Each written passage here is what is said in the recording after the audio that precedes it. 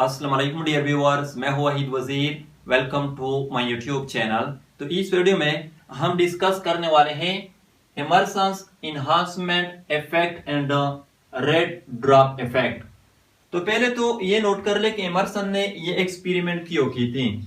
याद रखें, इमर्सन ने इस एक्सपेरिमेंट से ये प्रूव किया था कि सिंगल वेवलेंथ ऑफ लाइट पर रेट ऑफ फोटोसिंथेसिस कम होती है और मल्टीपल वेवलेंथ्स ऑफ लाइट पर रेट ऑफ फोटोसिंथेसिस ज्यादा होती हैं। इसका मतलब क्या है, मैं आप लोगों को समझाता हूं।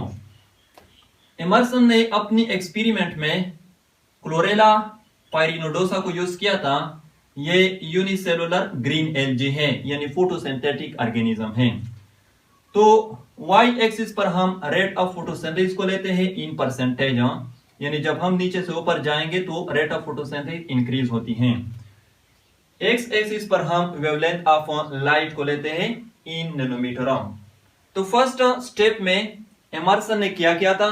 फर्स्ट स्टेप में जब इमर्सन ने क्लोरेला सेल्स को सिर्फ रेड लाइट के लिए एक्सपोज किए, जिसकी वेवलेंथ 680 नैनोमीटर है, तो क्लोरेला सेल्स में जो रेट ऑफ फोटोसिंथेसिस थी वो तकरीबन 40% थी। सेकंड स्टेप में जब क्लोरेला सेल्स को सिर्फ फार रेड लाइट के लिए एक्सपोज किए, जिसकी वेवलेंथ 700 नैनोमीटर है, तो क्लोरेला सेल्स में जो रेट ऑफ फोटोसिंथेसिस थी वो तकरीबन 15% थी। थर्ड स्टेप में जब इमर्सन ने क्लोरेला सेल्स को रेड प्लस फार रेड यानी दोनों के लिए साइमल्टेनियसली एक्सपोज किए, तो क्लोरेला सेल्स में जो रेट ऑफ फोटोसिंथेसिस थी वो तकरीबन 70% थी। यानी इन दो को अगर हम कंबाइन करें तो 55% आता है और ये 70% थी। तो इस एक्सपेरिमेंट से इमर्सन ने यह प्रूव किया कि सिंगल वेवलेंथ ऑफ लाइट पर रेट ऑफ फोटोसिंथेसिस कम होती है और मल्टीपल वेवलेंथ ऑफ लाइट पर रेट ऑफ फोटोसिंथेसिस ज्यादा होती है। तो यहां पर Emerson enhancement effect and red drop effect का क्या मतलब है। देखो, जब इमर्सन ने क्लोरेला सेल्स को सिर्फ रेड लाइट के लिए एक्सपोज किए थे तो रेट ऑफ फोटोसिंथेसिस 40% थी। जब क्लोरेला सेल्स को फार रेड लाइट के लिए एक्सपोज किए तो रेट ऑफ फोटोसिंथेसिस 40% से 15% पर आ गई। यानी जब वेवलेंथ रेड लाइट की रेंज से निकलकर फार रेड लाइट की रेंज में इंटर हुई तो रेट ऑफ फोटोसिंथेसिस 40% से कम होकर 15% पर आ गई। तो इसको नाम दिया रेड ड्रॉप इफेक्ट। जब क्लोरेला सेल्स को रेड प्लस फार रेड यानी दोनों लाइट के लिए साइमल्टेनियसली एक्सपोज किए तो रेट ऑफ फोटोसिंथेसिस 70% पर चली गई। तो इसको फिर नाम दिया इमर्सन इन्हांसमेंट इफेक्ट, क्योंकि इन्हांसमेंट का मतलब है किसी चीज में इंक्रीज आना, किसी चीज में इजाफा होना।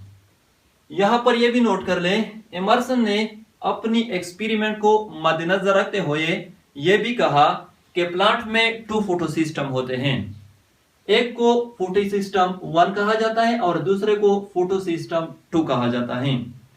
फोटोसिस्टम 1 एब्जॉर्ब करता है light of 700 nanometre, photosystem 2 absorb करता है लाइट ऑफ 680 नैनोमीटर।